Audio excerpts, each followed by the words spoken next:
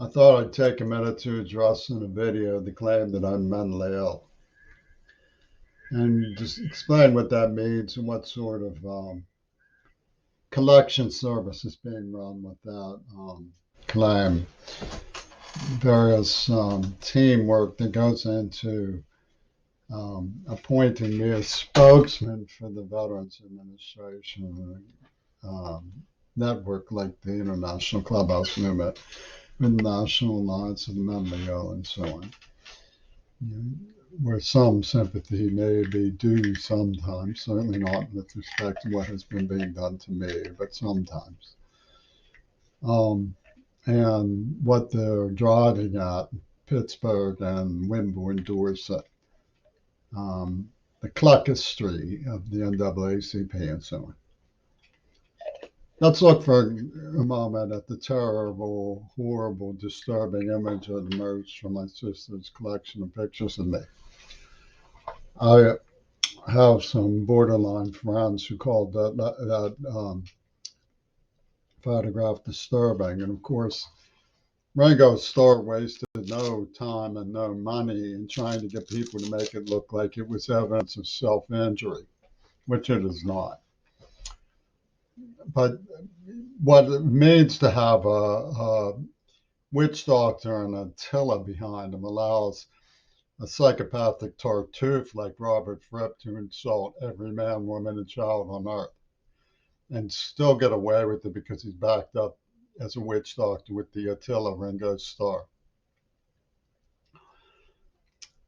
The people who were named in the script have every reason to presume were theater personnel who were hired by a large scale production service who is hyping the congressional Donald Trump mystery puppet show and who were capable of anything. These were wizards of media that beamed down from Star Trek into Dealey Plaza. That's all the evidence shows. Well, what they mean is in Pittsburgh, particularly, and in Wimborne, where they hype themselves with cock and bull, big beat professionalism, is common sense need not apply. In other words, if you look at my performance after being evacuated to North Carolina at Sanderson High School, you find I attended regularly and I learned typing. Came back and got straight A's and won the Pennsylvania Governor's School Scholarship.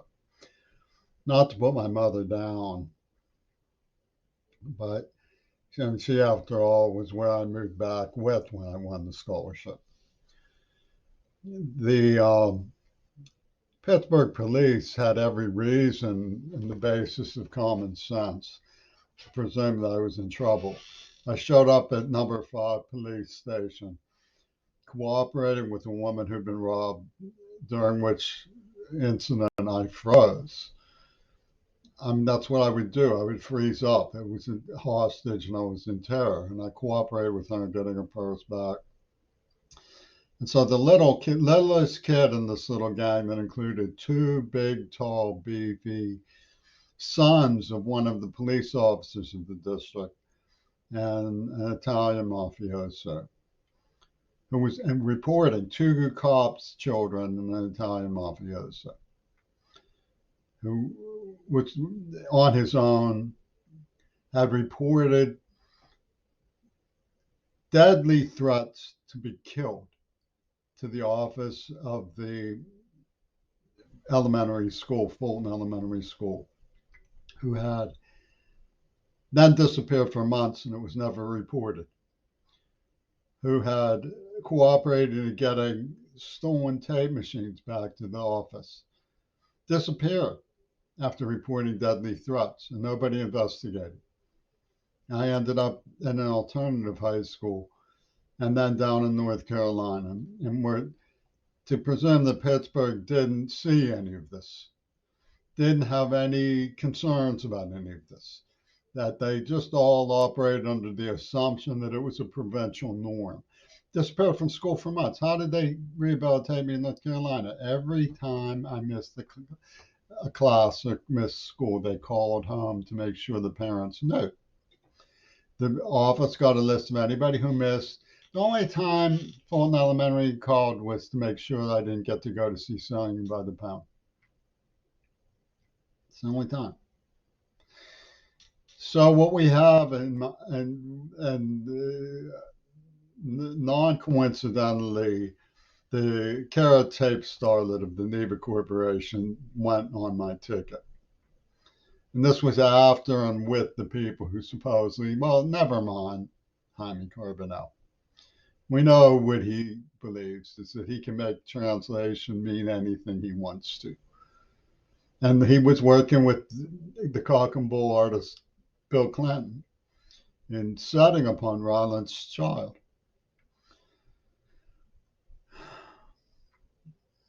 Which again brings us to Wimborne Dorset.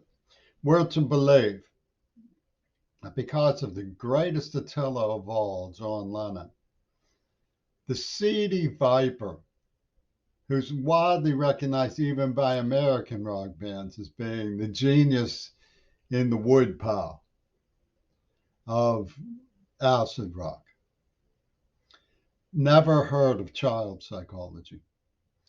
Never imagined that a child being beaten to an inch of his life might try to put on the skin of a chameleon and change colors a little bit so that in the shadow of the nightmare, the chameleon in the shadow of the nightmare might survive. Prelingual, words like abuse and torture denied in his they call it its vocabulary and an impacted neuroplasm. Instead, he summons the licky chops pornographers of the provincial norm to depredate on the competitor for sympathy among the mentally ill. My advice to Pittsburgh and Britain is to stop. I'm an individual. I was tortured. I remember many facts and details about how Reagan operated, and I surfaced evidence of what I suspected. That script comes from these nightmare weasels.